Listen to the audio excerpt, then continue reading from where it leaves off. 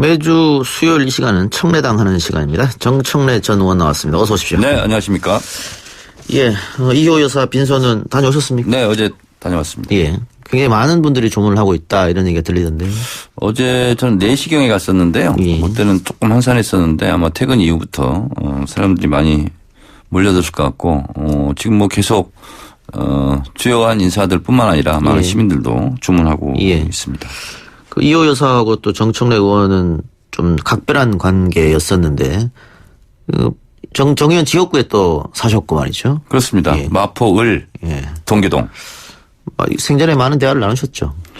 아니 뭐 그렇게 제가 친분이 있거나 뭐 그런 건 예. 아닌데 어쨌든 에피소드로 그런 일이 있었어요. 그 초선 때 저희 이제 당선됐을 때 17대 2004년도에 인사드리러 갔는데 제가 궁금하더라고요. 저 찍었는지. 그래서 제가 손 들고 김대중 대통령한테 엉뚱한 질문을 좀 했어요. 예. 아, 대통령님 저 찍었어요. 그랬더니 예. 나 정 의원 찍었어요. 예. 그러더니 그러니까 옆에서 이후 여사도 정 의원 저도 찍었어요. 그래서 의정활동 잘 하라고 예. 격려해 주시고. 예.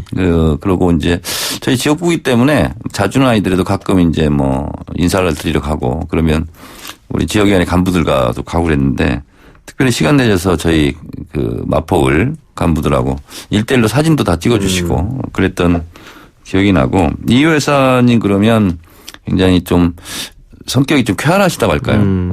그러면서 좀 유머도 예. 많으시고 그걸 좀 인자하시는 모습 뭐 그런 모습이 눈에 선합니다. 예. 뭐 우리 기억에는 이호 여사가 김대중 대통령의 뭐 영부인 이렇게 기억이 됩니다만 사실은 상당히 오래전부터 민주화운동 또 여권 신장운동 또 김대중 대통령의 정치적 동지 그런 다양한 사회활동을 해왔지 않습니까? 뭐 그렇습니다. 아까 참 빼놓은 얘기 하나가 그렇게 말씀하시면서 국회의원 선거를 했는데 찍은 사람이 된 게 제가 처음이라고 그런 말씀도 좀 하시고 그래서 저도 이제 어제 조문하면서 환하게 웃고 있는 그 모습 뵈니까 이제 다시 뵐 수 없어서 좀 그랬습니다. 이호 여사님은 대통령 영부인 뭐 이렇게 좀 주로 많이 알려져 있는데 김대중 대통령하고 1962년도에 결혼하셨죠. 그 이전에도 이미 여성 지도자로서 신지식인으로서 어쨌든 장래가 굉장히 기대되는 여성 지도자였었죠. 예. 근데 김대중 대통령과 이제 결혼하면서 상당히 좀 고난의 가시밭길, 형극의 길을 걸었다고 할까요? 결혼 이후에 바로 강원도 인제인가요? 김대중 대통령 국회의원 당선됐는데 5.16 군사 쿠데타로 3일인가 밖에 국회의원 못하고 이제 예. 의원직 박탈당하고 이랬는데 그때부터 어쨌든 고난의 길을 좀 김대중 대통령과 함께 헤쳐온 그런 분인데 여의도에서는 그런 우스갯소리도 있었다고 그래요. 저도 선배들한테 들었는데 예. DJ가 갑자기 여의도에서 없어진대요. 사라지면 어디 갔을까 그러면 이호 여사한테 가서 뭘 물어보러 간다고 할 정도로 어쨌든 두 분이 정치적으로 동지적 관계였던 것은 분명해 보입니다. 예. 근데 이호 여사가 마지막 남긴 유지가 또 한반도 평화 이야기 했는데 마지막 유지가 이런 말이었다라고 하는 게 또 우리한테 전해주는 게 많은 것 같습니다. 그 평화 통일 그리고 서로 화해하면서 행복하게 사셔라 이렇게 하늘에서 기도하겠다 이랬는데 저는 이런 유언을 보면서 참으로 마지막 생애 순간까지 좀 뭐랄까 품이 있으시다 이런 생각이 좀 들었어요. 예. 관련해서 북한에서 오늘 판문점을 통해서 김여정 부부장이 그 이호 여사 조위문과 조화를 전달할 예정이다. 지금 이 시간에 전달했을 것 같은데요. 네, 지금 뭐 만나고 있을 것 같네요. 예. 좀 아쉬운 게 뭐 김여정 부부장이 직접 들고 왔다. 뭐 이거는 뭐 괜찮은 점입니다만은 조문단을 왜 꾸리지 않았을까 이런 생각이 조금 듭니다. 김대중 대통령 돌아가셨을 때 2009년도에는 김양건, 김기남 이분들이 이제 통전부장 대남비서 그리고 맹경일, 원동현 뭐 이런 분들이 이제 조문단을 구성해서 6명인가요? 그렇게 왔었죠. 예. 근데 이제 지금은 온다면 통전부장이나 아니면 대남비서. 근데 대남비서는 지금 있는지 없는지 잘 확실하지 않고. 예. 그러면 대체적으로 김영철 정도 급이 와야 되는데, 아시다시피 김영철 부위원장이 지금 뭐 근신 상태다 뭐 이런 얘기도 있고. 예. 그래서 마땅한 인물, 조문단을 꾸리기에 좀 마땅치 않았을 것 같고. 그래서 일각에는 김여정 부부장이 그냥 오면 되는 거 아니냐. 예, 예. 그런데 좀 직책이 너무 낮고 노동당 선전 부부장. 부부장이잖아요. 예. 그럼 또 격이 낮으면 또 결례일 수 있잖아요. 그래서 그런 부분이 좀 애매하지 않았을까 이런 생각도 좀 해보면서 또 한편으로는 지금 김정은의 러브레터가 트럼프 대통령에게 예. 전달됐지 않습니까? 예, 예. 그럼 뭔가 물밑에서 움직임이 있는 것 같은데 지금 이제 문제는 문재인 대통령이 또 16일 날 귀국하시잖아요. 예. 그러니까 김정은 위원장으로서는 뭐 예를 들면 특사 형태로 조문단을 보내더라도 대통령을 또 만나기도 만나기 좀 어렵다. 어렵고 예, 예. 그렇다면 뭐 오게 되면 뭐 남북 정상회담, 북미 정상회담 막 물어볼 거잖아요. 예. 그러면 거기에 또 표정 관리하기도 좀 어려울 것 같고 그런 부분이 좀 한 가지 좀 염려스럽지 않았을까 예, 예. 이런 정치적 계산을 한 것 같은데 예. 그러함에도 불구하고 저는 대한민국은 또 미풍양속이 있지 않습니까? 관원 상제에 대해서. 특히 슬픈 일은. 예. 그렇죠. 애사에는 특히 그런데 그런 거 저런 거 고려 없이 그냥 어쨌거나 좀 조문단을 보내는 게 맞지 않았을까 좀 아쉽습니다. 예. 그 혹시 김정은 위원장의 친서를 김여정 부부장이 또 혹시 갖고 오지 않을까 이런 보도도 좀 나오던데. 지금 이제 우리가 김여정 부부장을 판문강에서 만나고 있을 것 같은데요. 예. 정의용 안보실장, 박지원 의원 뭐 이런 분들이 가요. 서호 통일부 차관. 네, 서호 통일부 차관 이런 분들이 가는데 제가 봤을 때는 쉽지 않은 것 같은데요. 그래도 대화는 하겠죠. 뭐 직접적인 대화는 하겠습니까? 어렵겠다. 네. 그런데 아까 정 의원 이야기처럼 김정은이 트럼프 대통령에게 친서를 보냈고 그리고 북한이 어쨌든 그동안 우리의 그 유화 제스처에 하답이 없었는데 이호 여사 장례 문제로 또 조정과 조화를 전달하고 또 조금 있으면 문재인 대통령이 핀란드에서 노르웨이인가요? 노르웨이 노르웨이에서 오슬로 연설을 하지 않습니까? 네네. 이런 것들이 뭔가 좋은 분위기를 형성하는 것 같기도 합니다. 뭔가 좀 이렇게 손 딱 잡히는 건 없지만 왜 하필이면 6월 10일 싱가포르 북미 정상회담 1주년 때 그것도 노벨 평화상의 도시 오슬로에서 예. 그 일정을 잡았을까? 예. 그러면 혹시 문재인 대통령의 메시지에 예. 거기 이제 저도 이제 가봤습니다. 오슬로. 노벨 평화상 하는 재단이 있거든요. 그러면 이제 김대중 대통령 흉상도 있고 막 그래요. 노벨 평화상 받으신 분들. 그러면 혹시 문재인 대통령이 트럼프 대통령이요.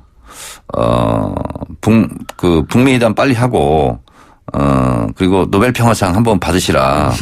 이런 쓰리 쿠션 메시지 예. 이런 게 좀 나오지 않을까 이런 생각도 좀 해봅니다. 그러니까 베를린 구상을 뒤이을 수 있는 뭔가 유의미한 메시지가 나올 것이다 이렇게 보시는 거죠. 그러니까 이제 2007년이죠. 대통령 되고 나서 얼마 있다가 신베를린 구상 하지 않았습니까? 예. 그때 얘기했던 5대 원칙, 방향, 3대 방향 이런 게 좀 다 맞았어요. 사실은 그대로 가는 거거든요. 그래서 저도 오슬로 선언에 대해서 상당히 궁금합니다. 예. 뭐 잠시 후 있으니까요. 네. 네, 저희도 속보가 나오면 알려드리도록 하고요.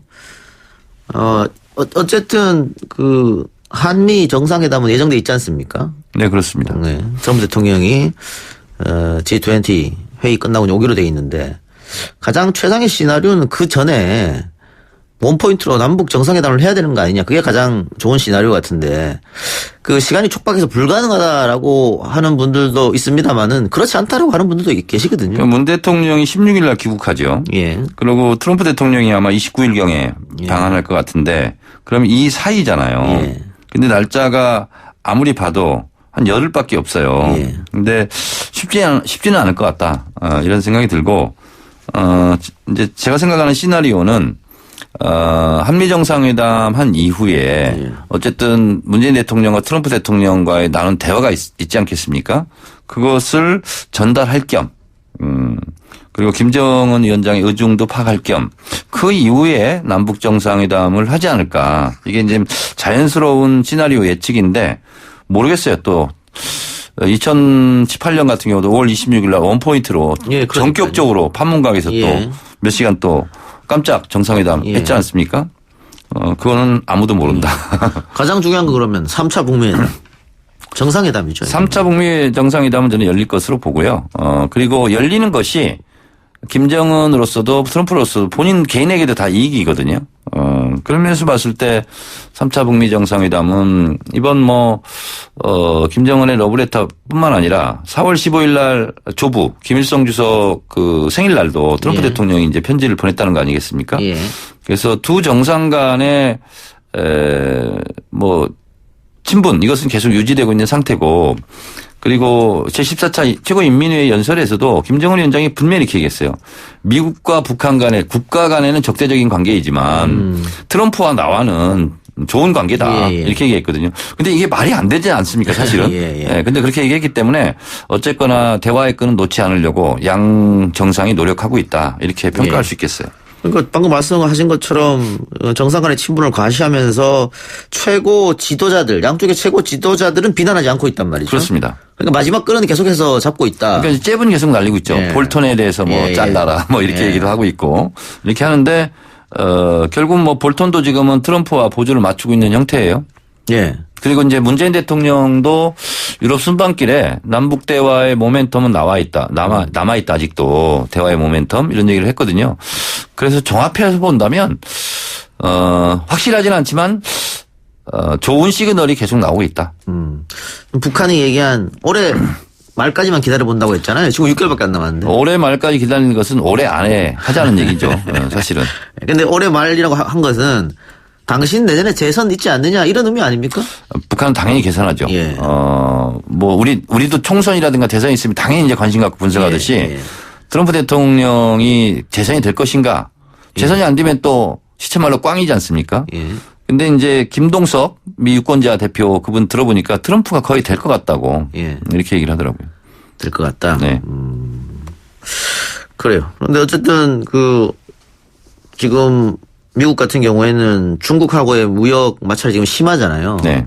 그리고 베네수엘라 문제도 있고 이란 문제도 있고 그래서 북한 문제가 뒤쪽으로 좀 처지는 거 아니냐. 중요 의제에서 미국 정가에서 이런 얘기도 있는데 어떻게 보십니까? 그러니까 지금 사실은 트럼프 심부름 하는 것처럼 아베가 예. 이란 간다는 거 아니겠어요? 예. 이제 14일 날 가겠네요. 예. 그런 것처럼 미국은 사실은 우리는 외교부지만 거기는 미 국무부가 우리의 외교부예요. 예. 그러니까 세계의 모든 일이 국내 일처럼 생각되는 거예요, 사실은. 예. 초인류 국가 강대국이다 보니까. 그러니까 얼마나 많은 일이 있겠습니까, 여러 나라 일들이. 그래서 트럼프 대통령으로서 지금 북한 문제가 최우선 문제가는 아니다. 중국과의 무역 문제 또 이란과의 핵 문제 이런 문제지만 언제든지 지금 이렇게 북한 핵 문제를 대통령이 직접 챙긴 적이 없거든요. 미국 예. 대통령이. 그런 면에서 봤을 때는 여전히 한반도 평화, 북한의 비핵화 이 문제는 북한의 체제 보장, 북미 수교 이런 문제는 천재 이후의 기회임은 분명하다 이렇게 보입니다. 방금 일본 이야기하셨습니다만 일본도 북한과 정상회담을 하고 싶어 하더라고요. 근데 이제 북한이 이렇게 했겠죠. 낫 두께가 곰 발바닥 같다고. 거절했죠. 예. 계속 그렇게 나올까요? 계속 그렇게 나오겠죠. 그런데 북한도 어쨌든 경제 발전을 하려면은 일본의 돈 또 일본의 기술 도움이 필요하잖아요. 근데 이제 우선순위가요. 예. 북미 관계가 먼저 풀려야 되는 거예요. 그래서 정치적으로 수교를 맺고 그다음에 북한과 일본은 그다음에 수교를 맺게 돼 있죠. 오토매틱으로. 예, 예. 그러면 북한이 요구하는 일제 배상금. 처음에는 100억 달러였는데 이제 지금은 여러 가지 물가를 비해서 한 200억 달러 정도 된다는 거예요. 예. 그러면 20조 정도 되는 거죠. 예. 북한의 경제도 그럼 주름살이 많이 펴지겠죠. 그래서 일본과 북한 간의 관계는 미국과 북한 관계가 풀리는 거에 따라서 연동돼 있다. 이렇게 보시면 되겠습니다. 그러니까 선호 관계가 미국 먼저다. 그렇습니다. 뒤는 자동으로 풀리니까. 그리고 자동이죠. 그건. 알겠습니다. 오늘 정청래 의원 이야기 여기까지 듣겠습니다. 수고하셨습니다. 네. 예, 1부 순서 마치고요. 저는 2부 황영철 의원과 인터뷰로 돌아오겠습니다.